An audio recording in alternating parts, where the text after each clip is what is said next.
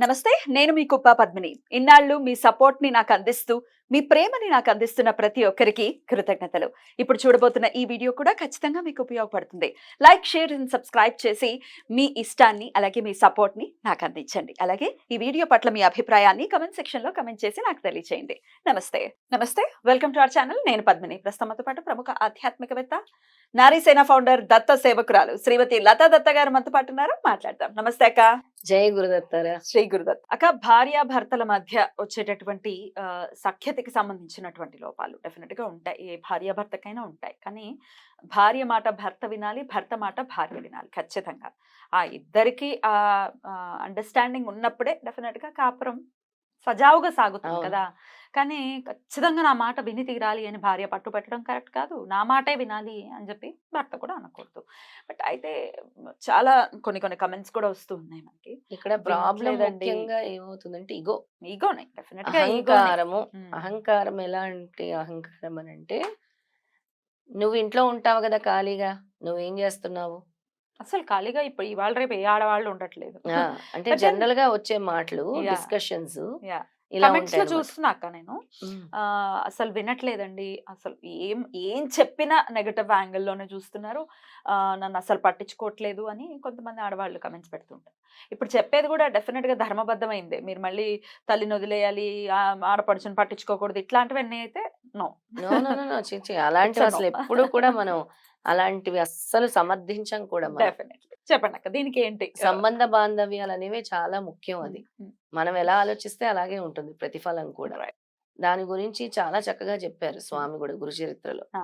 ఎలాగంటే నువ్వు దేవుడి గురించి గాని, గురువు గురించి గాని, ఒక విషయం గురించి గాని, నువ్వెలా ఆలోచిస్తావో అలాంటి ఫలితమే నీకు కలుగుతుంది. హ్మ్. అలాంటి ప్రాప్తమే నీకు కలుగుతుంది అని. హ్మ్. దేవుడి మీద పరిపూర్ణమైన విశ్వాసం ఉంచి ఇప్పుడు మనం చెప్పినవి చేస్తే గూడా తప్పకుండా ఆహ్, హార్మోనీ అనేది ఉంటుంది లైఫ్‌లో. అంటే harmony is a must definitely. చాలా ఇంపార్టెంట్ హ్మ్. భార్యాభర్తల మధ్య. హ్మ్. దయచేసి భార్యాభర్తలు అందరూ కూడా ముందుగా అహంకారాలనేవి వీడాలి. ఎలాగనంటే భర్త భార్యను చులకనగా చేసి మాట్లాడకూడదు. అలాగే భార్య కూడా భర్తని చులకన చేసి మాట్లాడకూడదు. ఎక్కడ ప్రాబ్లమ్ వస్తుందంటే అక్కడే. ఫైనాన్షియల్ ఫ్రీడమ్ ఒకటొచ్చేసి హ్మ్. అందరికి కూడా నాకేంటి డిపెండెన్సీ అనేది పోయింది. పోయింది. డిపెండెన్సీ నేనెందుకు డిపెండ్ అవ్వాలి అన్న థాట్ ప్రాసెసే కరెక్ట్ కాదు. డిపెండెన్సీ అవును. ఉంది. అసలు పెళ్లి అనేదే ఒకరి మీద ఒకరు డిపెండ్ అవ్వటం. అది ఎమోషనల్ డిపెండెన్సీ అనుకోండి, ఇంకేదైనా అనుకోండి. డిపెండెన్సీ పెళ్లి ఉంటుంది. అనేది చక్కటి అనుబంధం. హ్మ్. ఎలాంటిది అనంటే ఒకరినొకరు అర్థం చేసుకోవటము. యాహ్!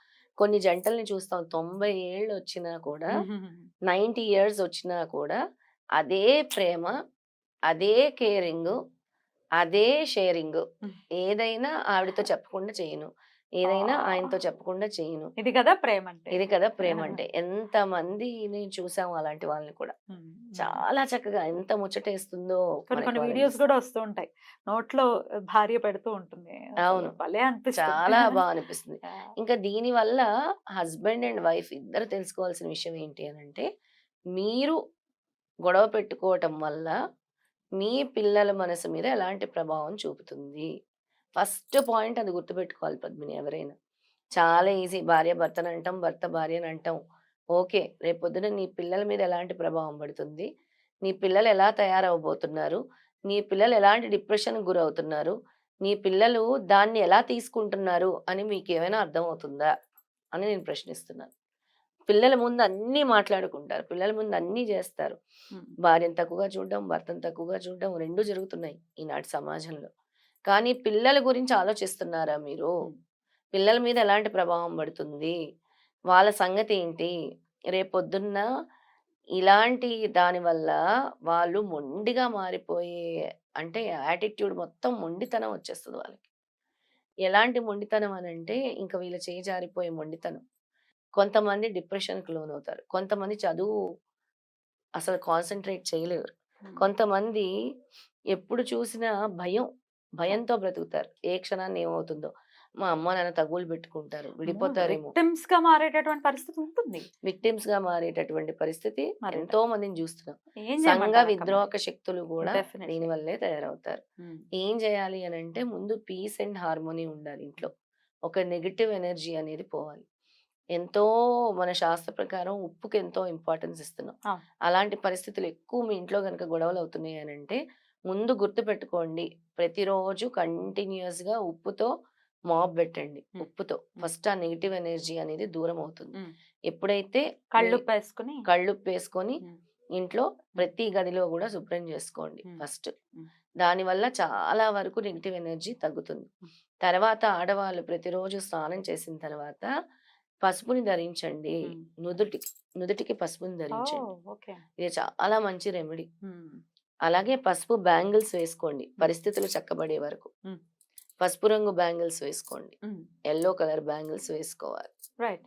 ఇది చాలా ఇంపార్టెంట్ రెమెడీ అన్నమాట. ఉమ్, చాలా. ఉమ్. ఆ పసుపు వల్ల అసలు గురు అనుగ్రహం ఉంటే ఏదైనా జరుగుతుంది కదా! కరెక్ట్ అక్క.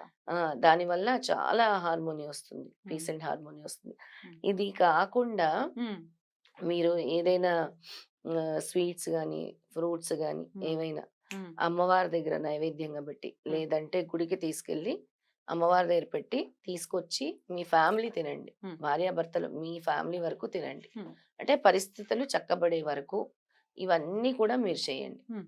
ఇవన్నీ కాకుండా బెల్లం ఉంటుంది గదా! ఉమ్. బెల్లం. ఆ.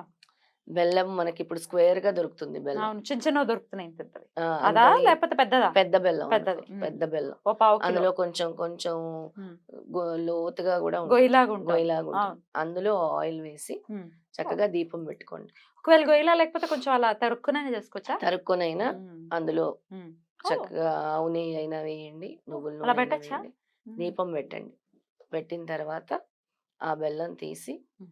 చీమలకి గాని, ఉమ్. లేదంటే ఏదో ఎక్కడైనా ఉమ్. డొనేట్ చేయండి పర్వాలేదు. ఉమ్. డొనేట్ చేస్తాను. లేదంటే ఆవుకు పెట్టండి. ఉమ్. మంచిది. ఉమ్. ఆ రెమెడీ చేయండి తప్పకుండా. ఏ రోజు చేయమంటున్నారక్క? ఇప్పుడు ఇది చేసేది గురువారమే చేయండి. గురువారం చేయాలి. గురు ప్రతి అనుగ్రహం గురువారం వస్తుంది. గురువారం అలా పెట్టమంటారు. ఆ! ఒకటే దీపం లాగానా? ఒకే బెల్లం మీద ఒకటే 2, దీపం. 2, 2 దీపాలు. 2 దీపాలు. అంతంత చిన్న చిన్నవి తీసుకున్నా కూడా ఆ! సరిపోతుంది కదా! చిన్న చిన్నవి తీసుకున్నా గూడా తీసుకొని హ్మ్. చాలా రిలీఫ్ వస్తుంది. హ్మ్. హ్మ్. చాలా అవునా? వరకు. ఇప్పుడు హ్మ్. నేను చెప్పినవన్నీ పాటిస్తే హ్మ్. చాలా వరకు రిలీఫ్ వస్తుంది. బ్యూటిఫుల్. బ్యూటిఫుల్. అద్భుతం. హార్మోని అనేది ఏర్పడుతుంది. హ్మ్. వీటితో పాటు తర్వాత పాలు, నీళ్లు కలిపి వన్ మోర్? హ్మ్. One more. తర్వాత పాలు, నీళ్లు కలిపి హ్మ్. ఈశ్వరుడికి హ్మ్. అభిషేకం చేయండి. హ్మ్.